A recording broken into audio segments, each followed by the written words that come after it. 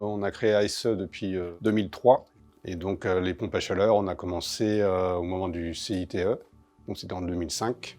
Ce qui est important pour ASE, c'est la polyvalence des techniciens, car ils sont amenés à intervenir sur toute énergie. Actuellement, on est à peu près à 60% sur les chaudières gaz, 33% sur les PAC. Face au problème de disponibilité de techniciens bivalents, on forme en interne au maximum et via les fabricants après pour les spécialisations sur chaque produit. Moi, ça fait peu de temps que je suis arrivé dans l'entreprise suite à une reconversion professionnelle. Et donc, avec le responsable, on a vu qu'on était sur la même longueur d'onde où la pompe à chaleur, c'était la direction à prendre, quoi. Alors, j'ai eu des formations à l'extérieur et ensuite dans l'entreprise, on a on va dire la formation théorique, mais surtout la formation terrain avec les collègues et le concret, quoi, chez le client.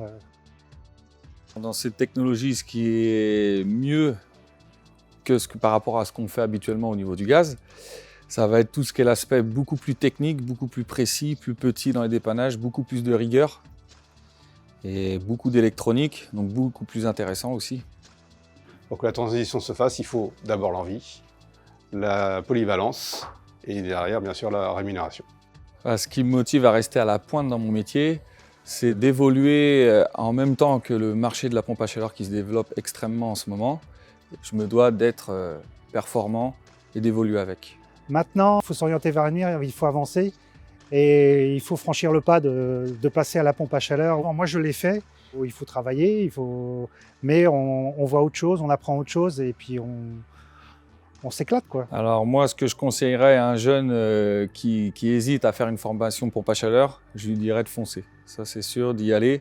Tout ce qui est nouvelle construction, bientôt il va y avoir que ça. Donc faut pas hésiter à se former là-dessus et ce serait une belle bêtise s'il ne se forme pas à ça, quoi. Pour ceux qui hésitent, allez-y, franchissez le pas. La formation à la pompe à chaleur n'est pas si compliquée.